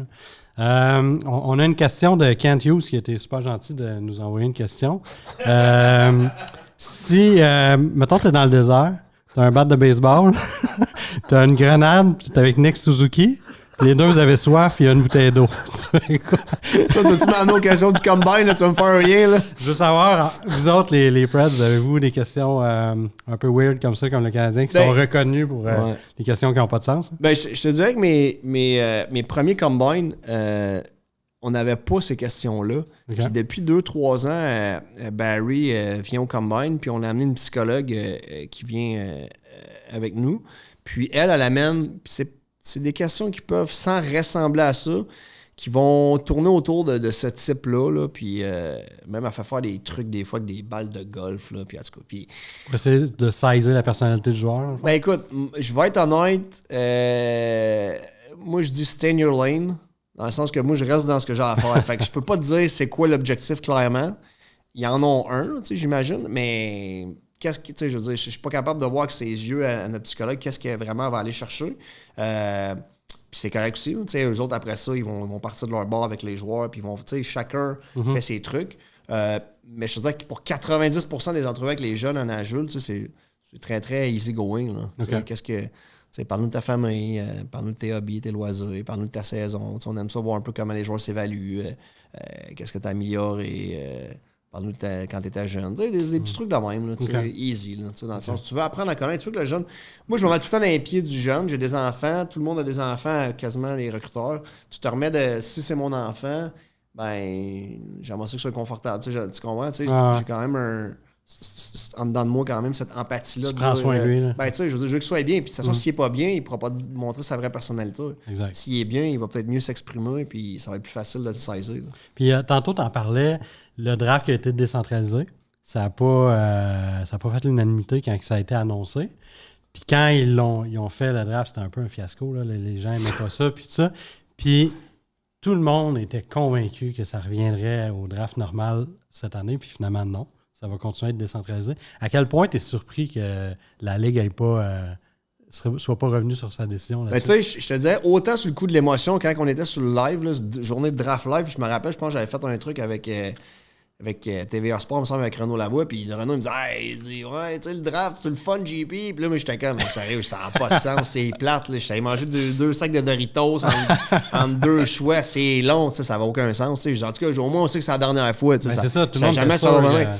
Mais ça, c'est sur le coup, là, le coup de l'émotion, le coup pendant qu'on était pris dans notre salle à Nashville, puis que sérieusement, c'était vraiment, vraiment, vraiment long. Mais avec le pas de recul après, quelques semaines après, en écoutant un peu les discussions qu'on avait à l'interne avec mes collègues, je me suis dit, ouais, tu sais quoi? Je pense qu'ils vont le refaire, puis la raison majeure, c'est les dirigeants. C'est les coûts, dans le fond? Non. Non, même pas? Non, c'est pas les coups. Je veux dire, dans le sens que moi, là, ils me font flyer de Montréal à Nashville, qu'ils me fassent flyer de là ou à Tampa Bay pour le draft, ça change quoi? Là? Il faut qu'ils me payent un hôtel à Nashville, il faut qu'ils me payent un hôtel à Tampa Bay si le draft est là. Okay. Ça change absolument rien. Okay. Moi, je te dirais, c'est au niveau des dirigeants. Tu sais, le repêchage avant, si tu recules, là, il était plus collé vers le 22, 21, 23 juin. Là, on est repoussé rendu vers le dernier week-end ou peu importe là, de juin. Ce que ça crée, c'est que les agents libres. C'est ça. Puis, je ne sais pas, si tu te souviens, une couple d'années, quand c'était il y a eu à Nashville, il y a eu à Vegas, il y a eu des problèmes de transport d'avion. Ouais. Puis, il y a des organisations qui ont été prises, puis qui ont été pris que le free agent commençait, ils n'étaient pas dans leur bureau encore. Puis là, il y en a qui ont paniqué. Il y en a qui ont été obligés de faire les free agents à l'époque. Ils sont restés à Vegas. Ils n'étaient pas contents. Ils voulaient être dans leur truc, mais ils n'ont pas eu le choix. Puis je pense qu'il y a eu une pression de dire, écoutez, là, veut pas être dirigeant. C'est plate à dire, mais si tu penses juste à toi, c'est sûr que tu es déjà dans tes trucs. Le repêchage fini. Le 2 jours après, tes kids arrivent au camp de développement. Ils sont déjà là, parfait. Après ça, tes recruteurs pro arrivent pour préparer les agents libres. Je comprends leur perspective à eux, là, de dire que tu es dans tes trucs versus je suis pris dans le voyagement, les agents, parce que c'est une grosse période 1er juillet. Là, les rencontres des agents, les joueurs. Fait que ça a été ça beaucoup qui a joué. Puis après ça serait de dire quoi? Pourquoi qu'on recule pas, qu'on revient pas au début, tu sais, 20, 22, 23 juin? Peut-être tu reviendrais vraiment dans un building où est-ce que on s'entend. C'est bien plus excitant pour tout le monde. Même pour les recruteurs, puis tout le monde, les fans. Puis, voyons donc. Exact. Puis je me demandais à quel point c'est fréquent. Ça, on entend souvent ça. Mettons, rendu en deuxième ronde, là, les équipes repêchent un joueur. Ils sont comme nous autres, ils étaient 12e sur notre liste. T'sais. À quel point, si un peu pour le mettre plus gros qu'on le pense ou parce qu'il y a vraiment beaucoup de surprises au draft, puis ça arrive souvent qu'il y ait des joueurs sur votre liste qui slide, sont comme... Puis une sous-question par rapport à ça, à quel point la valeur des choix, des early second, des choix de deuxième ronde, mettons le premier de la journée ou dans les premiers, ont de la valeur parce que justement, les équipes sont comme hey, il nous reste des gars de première ronde sur notre liste, on veut le drafter, on veut aller chercher un choix. Ça arrive-tu souvent pour vous autres? Ou... Ben, là, je pourrais pas te conter l'anecdote de live de dire que nous, on a repêché tôt en deuxième ronde cette année. Puis, tu sais, c'est sûr que le téléphone, il sonne. Ben, c'est un choix convoité, c'est ça? Très convoité. Puis, autant quand tu n'as pas de choix, autant quand tu as un choix, il y a des offres qui se font que ça n'a quasiment aucun sens. Tu sais, je veux dire. Mais oui, c'est normal. Je veux dire, tu sais, je dis tout le temps, il y a des équipes.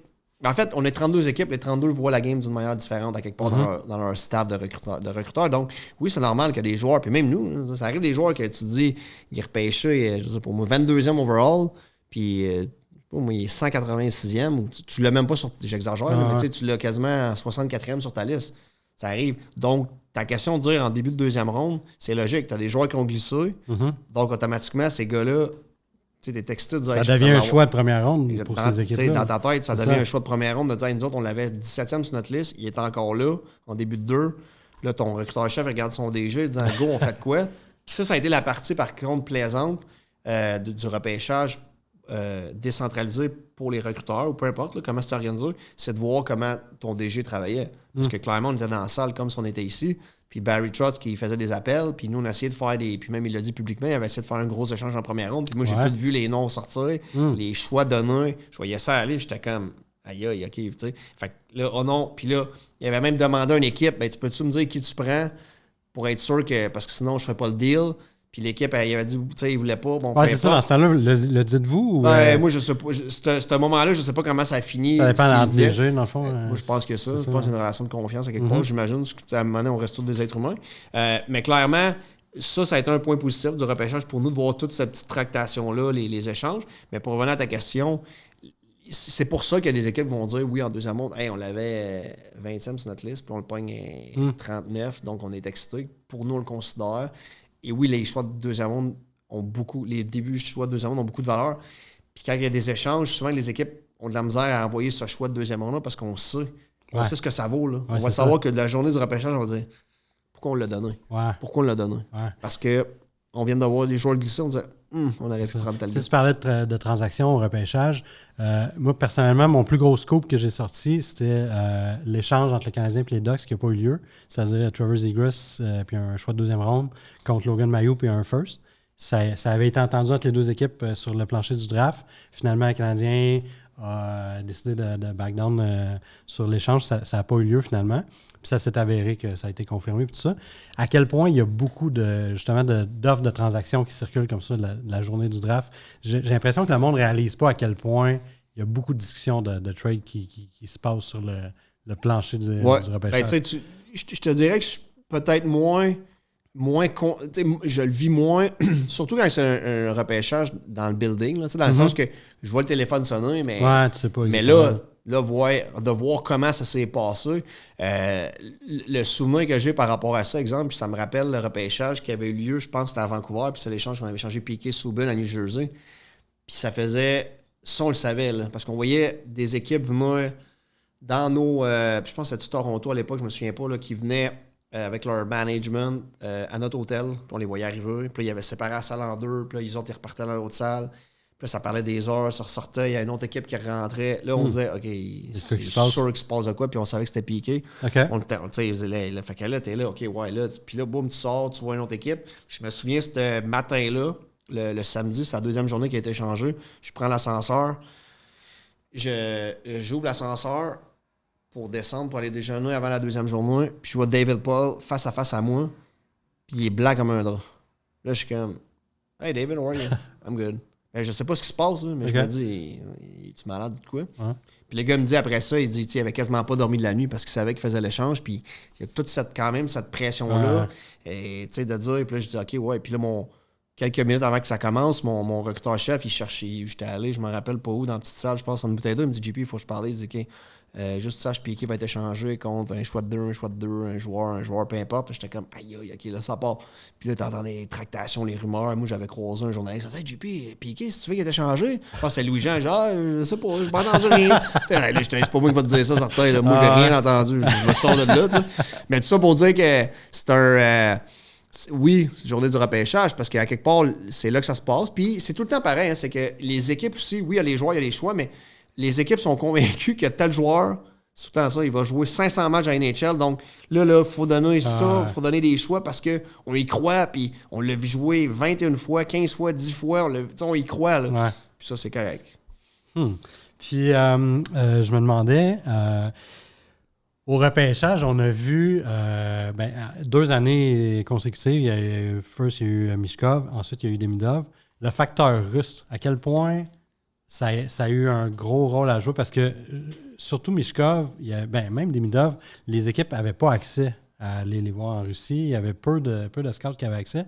Puis je me demande, mettons pour un DG, quand tu es pour repêcher un joueur de top 5, j'imagine qu'il faut que ça soit un sure shot pour toi. Puis le fait de ne pas l'avoir vu, c'est un Russe, puis ça, penses-tu qu'il y a un gros rôle qui a joué là-dedans pour qu'ils slide les deux? Ben, là, je vais parler pour notre organisation. Je ne peux pas parler pour les autres. Je ne sais pas comment eux l'ont managé, mais... Mais mettons, vous autres, à quel point vous les avez considérés, ces joueurs-là? Ben, en fait, ma réponse est simple, c'est que nous, on a un recruteur russe. OK.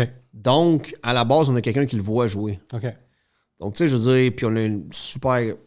énorme confiance. Si tu regardes nos derniers repêchages, on avait repêché Askarov, on a repêché Igor Sorin, qui est un autre russe, en première ronde, les deux. Donc, tu sais, quand même, c'est des joueurs que tu te dis, OK, on est allé en Russie les prendre parce qu'on a quelqu'un qui est sur place qui va jouer live. Puis après ça, l'aspect, c'est que l'agent Dan Milstein organise depuis quelques saisons un combine juste avant le repêchage en Floride pour justement promouvoir ces joueurs russes, ce qui est une excellente idée. Je veux dire, parce que tu as certains recruteurs-chefs qui, pour X raison, n'auraient pas vu ces joueurs-là live, même si nous, on a un scout russe, ben là, boum, tu viens valider, on s'entend. C'est pas des matchs de KHL. Mais les éléments de base que ton recruteur t'a parlé, OK, là, tu le vois. Là tu vois, OK, tu es capable de valider. Puis je pense que dans notre cas, ça avait été un élément... On avait beaucoup en haute estime Sorin, à son année de repêchage, on l'a repris à Vegas de mémoire. Puis, je veux dire, au repêchage à Vegas. Puis, cette journée, ces quelques journées-là du combine qu'il y avait eu lieu en Floride pour les Russes, ben ça avait beaucoup aidé à valider ce que notre recruteur nous racontait. Puis ben, après ça, ben écoute, tu viens le faire. Mais c'est sûr que ce qui vient compliqué de ne pas voir des joueurs live puis de les repêcher haut ou de les mettre... On s'entend, je suis pas celui qui prend la décision à la fin, là. Mais je suis capable de voir que ça peut être compliqué parce qu'après ça, tu sais, je veux dire... Il faut que tu justifies ton choix. Hein. Surtout un choix de première ronde. Je veux dire, on le prend, mais on ne l'avait jamais vu jouer live. Personne. Exact. Écoute, c'est à 20 secondes. J'ai vu en vidéo. Ça mais prend les bases là, pour... Fait que tu sais, je suis capable de me mettre dans la peau du recruteur-chef, de dire, ouf, 30 secondes, ça me prend les yeux solides là-bas, puis éventuellement, il faudrait que moi aussi je le voie. Mais les Canadiens avec Martin, Lapointe, Brabov, sont quand même bien... Ils ont quand même un bon... des bonnes antennes en Russie. Là, ouais. Puis mettons, dans les pools aussi, dans les keeper pools, souvent, il y a des gros échanges, comme on a vu dans les nationales, l'échange de Quinn Hughes récemment.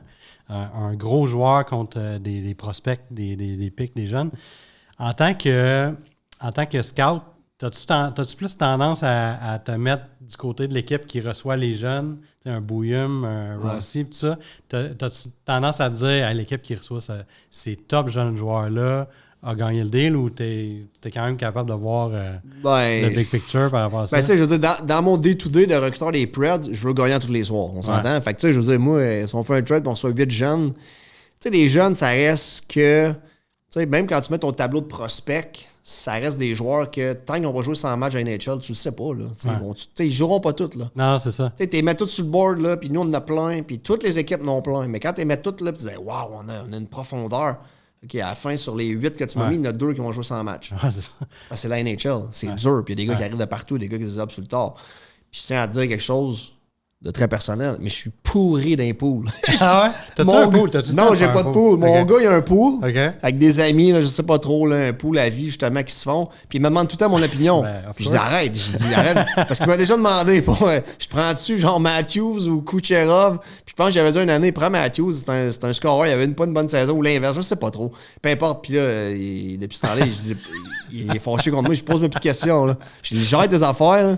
Fait que ça, c'est la blague. Là. J'aurais posé des questions, c'est kids, pas ces joueurs établis. Je suis pourri d'impôts. Là. Sérieusement, je suis mauvais, mais j'en fais pas. Là, j'ai assez de mes affaires à gérer avec mon recrutement. Là. Parce que c'est ça, dans les poules, souvent, il y a le DG typique que lui, les kids. Il voit les kids big. Ça, c'est mon gars. Mon gars ne fait que ça. Exact. Il fait des échanges tout le temps pour des choix. Il dit là, j'ai 6 choix de première ronde. Ouais, mais j'ai demandé tes choix, il va falloir qu'ils jouent. Là. Il va falloir qu'ils se passent quoi. Ça fait 2 ans que t'es dernier dans ton pool. Ça s'en vient. Ouais, ben là, maintenant, ton owner va te mettre dehors. Là. C'est ça. D'ailleurs, on avait un DG comme ça dans notre keeper pool que tu connais peut-être parce qu'il a lâché notre pool pour faire carrière justement dans le hockey.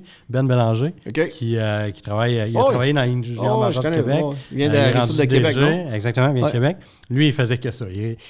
Il rebâtissait des équipes, mais quand c'était le temps de gagner, d'aller chercher des top joueurs, là, il devenait désemparé parce que lui, c'est les kids qu'il connaît. Ouais, mais c'est ça. Il manquait ce bout-là. Non, c'est ça. Mais bref, c'est ça. Je vais te poser des questions de prospects.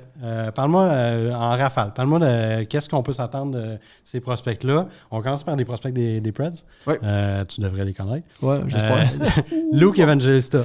Ça prend un petit peu de temps. Il semble vouloir décoller. Ouais, mais en tant que cooler, là, on devrait... En ce moment, c'est notre... à l'heure où je te parle, ou peut-être O'Reilly a un point hier, là, mais je pense que c'est notre meilleur marqueur, ou il est deuxième marqueur des Preds. Mais tu sais, ça, c'est un... Oui, ça prend un peu de temps, mais tu sais, c'est encore là. Les gars sont jeunes, les gars ont besoin... Impatients maintenant. On est vraiment impatients. Moi, je capote, là. Tu sais, même à l'interne, des fois, là. Puis peut-être dans ta liste, tu auras un autre nom qu'on va discuter. Je vais attendre que tu me le mentionnes. Mais Luke, c'est ça aussi. Tu sais, je suis pas un gars de 6'2", 200 à la base. C'est un gars qui était frêle junior, mais qui a quand même sorti une saison de 60 buts, 60 passes, un truc comme ça, à London. Il était big dans les poules. Mais là, à un moment donné, tu sais, il suffit d'une saison 2 exact. Mais je veux dire, c'est un gars qui c'est un passeur incroyable. C'est le genre de joueur que les joueurs, je veux dire, vétérans aiment jouer avec parce qu'il a une tête, puis il rend les autres meilleurs, puis il fait des jeux avec la rondelle. Mm-hmm. Bon, il manque peut-être de force physique, de jump entre les deux lignes bleues, je te dirais, mais c'est un gars qui il joue en ce moment sur notre premier... Je sais pas s'il est sur le premier ou le deuxième, là, des fois, puis j'ai pas la chance de regarder tous nos matchs à Nashville.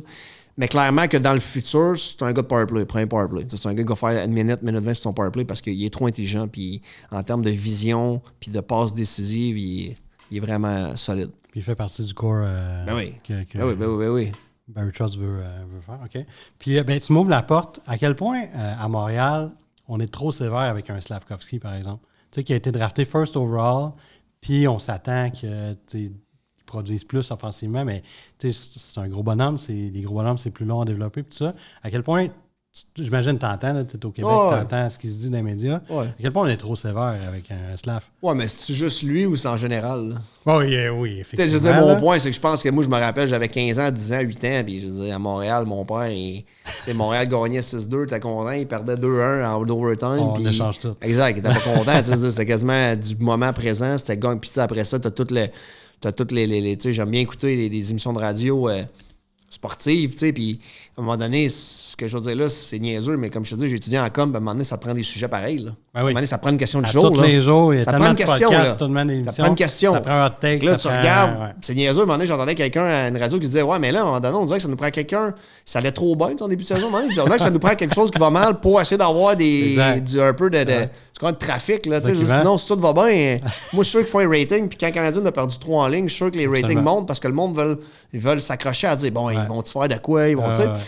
Mais tu sais, je veux dire, c'est une impatience vers Slavkovski plus qu'autre chose, je veux dire. Mais ça reste que, oui, il faut être patient, mais à un moment donné, il y a quand même la ligne de dire, même nous autres, en Nashville, on le vit aussi, de dire, OK, c'est jusqu'à quand que je suis patient avec les joueurs, tu sais, je veux dire, il y a où la... On avait nous autres, Phil Tomasino, qui est un prospect qui a eu une première saison incroyable. Puis on était sûr qu'il était parti. Il est retourné à Milwaukee, il est revenu. Puis on dit qu'il n'a jamais pris le. Vous avez démissionné, vous l'avez eu à Pittsburgh. C'est ça, il a été changé à Pittsburgh. Puis là, je pense qu'il l'a mis sur le balotage récemment. Puis pourtant, Pittsburgh, il a bien commencé. C'est ça, Pittsburgh non plus, ça n'a pas levé. C'est quand tu la ligne est où, à un moment donné, tu dis, OK, là, c'est assez, là. Tu sais, on quitte, là. Ouais. Tu sais, Tolvanen, en Nashville, la même chose. Ouais. Il a quitté dessus. Lui, il a décollé à Seattle. Seattle. Ils l'ont pris au balotage. Puis, tu sais, c'est quoi? C'est 15, 20, 25 buts, tu sais. Mais ça, c'est une décision d'organisation de dire c'est quand qu'on arrête d'y croire sur un joueur, je te dirais. Mais dans ce cas-là, tu sais, sans trop commenter. Le mot patience, c'était-tu mieux avant? Je ne sais pas. Là. C'est dur à dire. Mais clairement, je trouve qu'on est dans un air que peu importe quoi, là, on veut rapidement. On veut un résultat vite. Là. Ouais. Puis, mettons, le joueur que tu me parlais tantôt, je suis sûr que c'est lui, Joachim Kimmel. Ben, tu sais, moi, j'ai cru vraiment fort en lui. Il a slidé au draft. Ouais. Un gros sniper. Ouais. Je l'ai gardé plusieurs années dans mon pool. Puis finalement, j'ai fait un gros trade pour aller chercher Kucherov, justement. Puis ça fallait que je donne des prospects. Puis j'étais comme, je vais le sacrifier parce que là, il décolle pas. D'après toi, est-ce que ça s'en vient ou. Ben encore là, tu sais, je veux dire, il faut lui donner des matchs de la NHL. Il y en a eu quelques-uns. C'est up and down. Ouais. Tu sais, la NHL, c'est une business pour gagner. Là. Ils sont pas là pour développer les joueurs là, en tant que tel. Ils arrivent, jouent puis performent. Mais que tu l'as dit, qualité 1 shooter. Puis il y a eu un très bon camp d'entraînement. J'ai même été surpris qu'il retourne à Milwaukee. Là, il était sur une bonne phase. Je pense dans ses 8-9 derniers matchs, il avait 6 buts. Mais ces gars-là, c'est souvent peut-être des gars un petit peu de séquence, là, quand ils ont vraiment l'instinct, puis qu'ils shootent le puck, puis ils marquent des buts, la confiance, puis il est capable de jouer physique. Il est capable de finir ses mises en échec. Il a du caractère, tu comprends? Mais est-ce que ça va décoller? Ben, je veux dire, on le souhaite. Ça, c'est un qui fait partie, quand je te dis, tu as un board, puis tu as tous tes prospects, puis tu te dis, OK, on place nos affaires. Mais ça, c'en est un que tu dis, OK, là, ça s'en vient dessus pour que ça arrive. Mais en même temps, ça prend le break aussi. Là. Exact. Tu crées-tu ton break, ils vont te le donner. L'œuf, la poule, c'est pas. Tu comprends? À un moment donné, fait, clairement, lui, c'en est un que. Mais clair, il a le potentiel. C'est un shooter. Fedor Svechkov. Ça, c'est drôle parce que moi, de mes chums m'a texté, me disait, hey, JP, il dit là, cette année, je vais te le dire, j'ai pris Fedor Svechkov dans mon pool. Après 16 games, il y avait 0 but, 0 passe. Je dis, buddy, je suis désolé, man, sérieusement, je sais pas quoi te dire. Je pense que je vais le texter pour m'excuser à toi de ta part. Il m'a dit, man, réveille-toi, fais une coupe de points. Mais il y a une grosse fin de saison dans le passé. Oui, exact. Non, mais tu sais, il y a eu mais tu sais, encore là, deuxième saison. Tu sais comment c'est, hein? Ouais. C'est ça, on le dit souvent. La deuxième, tu sais, première saison, les gars, tu t'arrives, t'as pas trop d'attente. Tu fais tes choses. Les gens sont contents. Là, tu reviens, t'as un bon centre two-way avec un petit, quand même un instant offensif. Tu sais, il va être correct, on va le mettre avec des bons joueurs. Oh, là, finalement, ça décolle pas. Mais tu vois, récemment, il était sur un trio avec Stamkos puis Matthew Wood. Ouais. Quand on a gagné contre Saint-Louis 7-2, les gars, Stammer a fait 4 buts, les deux autres ont ramassé 2-3 passes. Mais encore là, je veux dire, c'est un autre que tu dis, lui, super, vraiment un bon hockey sense. Il est responsable sur la glace. Il a un potentiel offensif. Il a du 16, il joue super compétitif. Après ça, je dis tout le temps, c'est la NHL. Hein. C'est tellement dur. Pas de temps, pas d'espace. Après ça, puis c'est pas juste ça, c'est soir après soir après soir. Je veux dire, apprendre à être un pro, c'est pas juste dans un livre. Là. C'est vrai. Là. Le décalage, les voyagements, prendre soin de toi. Tout ça rentre en ligne de compte de dire, OK, la game 32, il faut que tu performes, même la game 52, puis tu comprends? J'avais un go au développement à Nashville une couple d'années, il disait, JP, ce qui est plus dur à la NHL quand tu joues, c'est quand tu arrives à Noël puis tu n'es pas à moitié de saison. Les gens ne réalisent pas. Mentalement, c'est tough. Là. Tu arrives à Noël, tu dis, OK, on a la moitié de fête, tu regardes, non, tu as 35 games de jouer. Les gars, des fois, quand tu es jeune, c'est pire. Là. Les jeunes font comme, OK, il faut encore que je grind. Là, un qui a été récemment repêché, Yegor Sourin, tu en as parlé un petit peu tantôt. Oui, va super bien en KHL. Il y a le coach pour Bob Hartley qui est le coach en KHL et Jacques Radulov. Ça, c'est le fun. C'est vraiment le fun. T'as-tu une relation avec Bob Hartley? Non, zéro. Puis j'ai demandé justement l'autre fois un ami qui le connaît. Puis je disais, tu y parles, tu demanderas voir comment il apprécie Sourin. Mais on adore son potentiel, mais encore là, c'est jusqu'à temps qu'il ne mette pas le pied à Nashville. C'est tout le temps un prospect. Ça reste la KHL, mais de connaître le coach, au moins de réputation, j'imagine, c'est rassurant. C'est rassurant, puis surtout le style. Puis Sourin joue un style très nord-américain. Dans le sens, c'est direct. Là. On appelle straight line hockey. C'est pas fancy. C'est pas beaucoup, c'est straight line.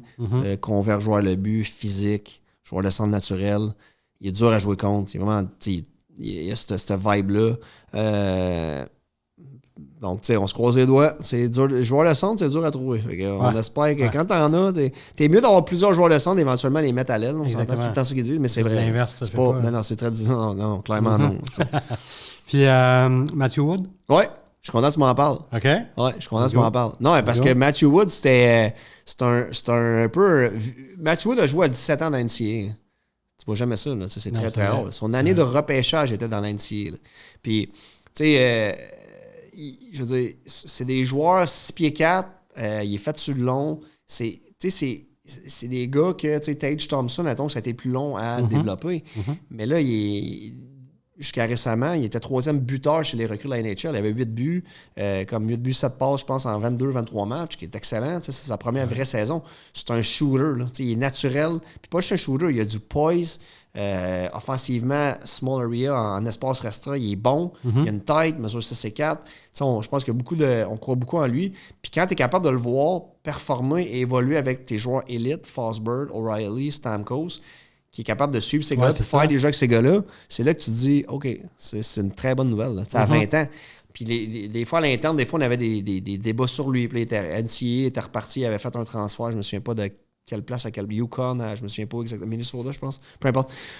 Puis à un moment donné où je me rappelle d'être dit dans un meeting, hey les gars, je dis, en ce moment, là, à 19 ans, s'il jouait pour les Knights de London, peut-être qu'il serait rendu à 58 buts. Là. Puis là, tout le monde serait comme, hey, 6 pieds 4, 58 buts. Il joue avec Easton Cowan à l'aile droite. C'est un peu comme McKenna, ce qu'on disait tantôt. Tu comprends? Ouais. Mais là, il jouait dans NCAA, puis c'est ça. Mais là, regarde, il joue, puis honnêtement. Au final, de prendre l'option la plus difficile, c'est meilleur pour son développement. Ben, clairement, il joue contre des gars de 22-23. Puis surtout, lui, dans son cas, lui, avait besoin de travailler beaucoup sa force physique. Quand tu vas dans NCAA, tu joues moins de matchs, mais tu es plus dans le gym. Ouais. Les équipes ici de la Ligue canadienne, ils ont plus de matchs. Tu peux jouer jusqu'à. Si tu te rends à la fin, game hors concours, saison, si tu vas jusqu'à les séries, tu peux jouer 95 matchs. Là. Fait que on s'entend que dans le gym, puis tu es peut-être moins dans le gym, là, tu prends beaucoup de repos. NCAA, clairement, plus dans le gym, donc c'est très bon. Pour le bénéfice de nos auditeurs, on va parler de quelques prospects du Canadien. C'est d'accord, en rafale. Jacob Fowler, tout le monde le voit comme le prochain Carey Price à Montréal. À quel point il y a cette réputation-là à l'entour de la Ligue, mettons? Ben, je veux dire, moi, je veux dire, à son année de repêchage, il y avait une super belle réputation d'un de winner mentality, là, une mentalité de gagnant, là, d'être un gars qui avait beaucoup d'adversité dans son hockey mineur, donc que, je veux dire, il donnait l'impression que justement d'avoir un petit peu d'adversité dans son parcours, éventuellement, ça allait pas. C'est pas quelque chose qui allait le faire tomber dû au fait que ça avait été ça tout son hockey mineur. Je me rappelle au Combine, c'est un peu ça qu'il nous parlait. Donc, je veux dire, après ça, je vais être prudent là, quand tu me parles des prospects des autres équipes, là, parce que je vais pas mettre les pieds dans les plats, mais moi, je te reparle de ce que son année de repêchage, on peut faire entendre sur lui. Donc, de voir un petit peu en ce moment comment ça s'est déroulé avec Laval, puis là, il est déjà callé up à Montréal. Ben, c'est le processus. Mais encore là, des gardiens, encore plus que des joueurs, c'est unique comme processus. Il y en a qui sont capables de faire le saut, il y en a qui ça va leur prendre un 3, 4, 5 ans. Askarov, on l'avait repêché en 2020. Là, on est rendu en 2025, puis là, il s'est établi à San Jose. Wolf, que ça exact, ça a pris 5 ans, l'Askarov. Puis pourtant, c'était comme il y avait toutes les qualités du monde possibles pour un gardien. Bryce Pickford, ces temps-ci, qui arrache tout, là, il score... je pense qu'il domine la ligue dans les buts, puis c'est un défenseur. À quel point c'est impressionnant ce qu'il fait présentement? Ben, c'est impressionnant, mais comme l'Ouest, je veux dire, j'ai vu Minnesota 2 fois l'année passée, puis c'était à Co-Memorial. Okay. Fait que je l'ai vu jouer là, mais je peux pas avoir d'opinion sur 2 games. Mais si je me fie chiffre, c'est très impressionnant. C'est quelque chose quand même. Sérieusement, là, c'est très, très, très impressionnant. OK. LG Mooney, t'as-tu... c'est un petit bonhomme, c'est pas un gros gabarit, un peu dans le style de Cole Caulfield. À quel point, j'essaie de te mettre à l'aise pour pouvoir répondre, mais mettons à quel point tu penses qu'il y a une bonne chance de percer dans la Ligue nationale? Ben tu sais, je veux dire encore là, personne en NHL, là, c'est beaucoup timing aussi. Là. Timing, ton organisation, qui t'aime, quel genre de joueur autour de toi il y a, bon, peu importe.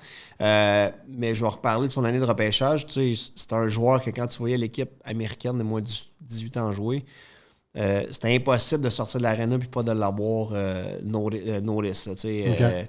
Je suis Québec. Je suis peu français, puis je pourrais te le dire en français. Notice. Là, remarqué. C'est ça, c'est à cause des formations professionnelles, c'est à cause des rapports tout le temps. Les rapports sont tout le temps en anglais, évidemment. Mais c'était impossible. Tu quittais l'aréna, tu ne pouvais pas ne pas l'avoir vu, là, jouer ou remarquer. Là, parce que, je dis en anglais, il has a motor. Il y a un moteur, il y a du pace. Il joue tout le temps avec de l'énergie, tout le temps. Petit, mais ultra compétitif. Fort sur la rondelle. Fait que c'est un joueur il était le fun à regarder. Il était le fun à regarder. C'est fun to watch, dans le sens qu'il était vite. Il était là, j'ai aucune idée comment ça va l'NCAA, je le sais pas. Je le suis pas. Là, mais... pour, mettons, quand tu as un petit gabarit, pour pouvoir faire percer dans la Ligue nationale, ça prend des qualités spéciales pour compenser le petit gabarit. Tu penses qu'ils les auraient? Je veux dire, encore là, ça va dépendre de sa progression. Parce que je pense qu'il je sais pas, je peux pas dire clairement, je me souviens pas comment il mesure, comment il pèse, mais tu sais, tu viens de le dire, là, ça te prend des qualités. Cole Caulfield, on s'entend, là, il y a des qualités qui sont exceptionnelles. C'est un marqueur. Je veux dire, il y avait 2 ans, il était dans sa basinette, peut-être qu'il scorait des goals. J'exagère, mais dans le sens que tu comprends ce que je veux dire. Là. Il y a des qualités qui font que. Puis ces gars-là, ils ont du caractère aussi. Puis je pense que Mooney, de mémoire, ça doit être ça aussi. Florian Jackai, qui a été comme un peu découvert. En fait, Arbor avait été découvert out of nowhere. Puis après ça, on pensait tous que le Canadien repêchait parce que c'était son frère. Finalement, turns out qu'on dirait qu'il y a quelque chose là. Ouais. Mais tu sais, je l'ai vu jouer souvent dans la WHL à Hamilton. À l'époque, le club était à Hamilton. Là, ils ont transféré à Brentford. Mais tu sais, Hamilton, il était... je veux dire, c'est un joueur qui jouait avec beaucoup, beaucoup de caractère. Tu sais, le Canadien savait exactement pourquoi il le repêchait. Il y avait... Puis de mémoire, il a continué à grandir. Puis je pense pas qu'il était aussi grand. Tu sais, j'ai comme un... Quand je l'ai vu jouer au match à NHL l'autre fois, j'ai dit, my God, il est-tu rendu à 6 et 2 et 3? Puis j'ai pas l'impression que Junior, à son année de 18 ans, il était aussi grand. Puis physiquement, il a comme continué à prendre de la masse, mais... Puis il a ajouté, il est physique, mais... Tu sais, je veux dire, il y avait du caractère dans WHL, il était quand même physique, mais là, j'ai l'impression qu'il a comme vraiment pris ça sur un autre degré, de dire, OK, moi, si j'ai à jouer dans la NHL, tantôt, tu me parlais de Mathieu Olivier, Mathieu, ça a été ça, il s'est dit, OK, si je suis capable de jouer dans la NHL, ce sera pas parce qu'il m'a faire 2-3 dangles à la ligne bleue. Là. Ça, je vais placer des rondelles, moi, être physique, puis une fois de temps en temps, je vais lâcher les gants. Fait que j'ai l'impression qu'il a ajouté ça, mais oui, c'est un joueur que j'avais vu dans OHL, puis... Tu sais, ça te prend une équipe qui croit en toi. Montréal a cru en lui, puis ça le ferait à Arbor. Fait que, écoute, c'était super. Dernière question pour toi. Ça se parle, j'ai l'impression que ça se parle à chaque année depuis plusieurs années. L'idée de le repêchage, attendre que les joueurs... En fait, avancer, reculer le repêchage d'1 an, dans le fond, pour que les joueurs aient 1 an de plus pour l'éligibilité au repêchage. Est-ce que tu penses que ça serait une bonne idée? Serais-tu en faveur de ça? As-tu une opinion là-dessus? Honnêtement, c'est pas que dire que j'ai pas d'opinion, mais c'est sûr que si tu recules d'1 an, tu fais juste baisser, si on veut, un petit peu le niveau de comment je peux dire ça? Tu sais, je veux dire, quand on va repêcher un jeune à 17 ans, on essaie de prédire, on s'entend c'est notre job, c'est d'essayer de voir son upside. Donc, j'ai réduit un petit peu les risques dans le sens que parce que je gagne une année. Parce qu'il y a tellement de choses qui se passent dans la vie d'un jeune. Non, exactement. Donc, 1 an, 2 ans, ça change tout. Est-ce que je repêche les mêmes joueurs, mettons, cette année, là, puis là, on parle, mettons, peu importe, là, tu sais, prends l'année que tu veux, puis je te dis, OK, on prend un repêchage X de telle année, puis là, je te redis que je te remets les mêmes joueurs, tu vas les revoir jouer à 19 ans, est-ce que tu repêches les mêmes joueurs dans la même ronde? C'est probablement non. C'est quasiment impossible que non. Parce qu'il y a plein de trucs qui se sont passés. My God, jamais j'aurais pensé que ce gars-là. Puis à l'interne, on en a des gars de même. Là. Je pensais qu'il allait prendre la force. Je pensais que. Ou l'inverse, après un grand 5e monde, on disait, my God, on a été chanceux, il l'aurait pris en 2e monde. Tu sais, je veux dire. Fait je veux dire, t'abaisses un petit peu ton risque, là, tu sais. Ben, jusqu'à un certain point, faciliter, c'est. Tu sais, je veux dire. C'est, ça enlève l'inconnu. Quand notre boss nous challenge un peu sur des choix qu'on a fait dans des repêchages avant, on se dit notre job n'est peut-être pas si facile des fois quand on se fait challenger sur des trucs qui ne savent pas fonctionner. C'est souvent ça qu'ils retiennent. Hein. Malheureusement, c'est plate à dire, mais c'est ça pareil. La tape dans le dos, elle arrive, mais c'est souvent à dire comment ça, on a plus ce gars-là en 2 mois dans telle année. C'est pour ça que c'est bon d'avoir une coupe d'home run dans ta back pocket. Ouais, c'est ça. Ça t'en prend une coupe pour essayer de dire oublie pas tel gars. Hein. Mais ouais, c'est ça. En résumé, sans dire que ça faciliterait, c'est sûr que ça changerait la donne, là, clairement. Okay. Good. Hey, Jean-Philippe Glaude, merci beaucoup. Très gentil d'être venu avec nous. C'est super intéressant. Merci à vous. Bonne fin de saison. Ouais, puis appelez-moi pas pour des poules, je te le dis. Viens pas me faire un pour un pool, je suis pourri. Merci, boys. Alors, c'est tout le Poolcast édition spéciale entrevue. J'aimerais remercier notre commanditaire La Carte Cachée, située à Saint-Jean-sur-Richelieu. Allez voir Olivier avec ses cartes qui sont cachées, comme dirait Pascal. Alors, l'adresse des Philobas. Merci et on se revoit à la prochaine épisode.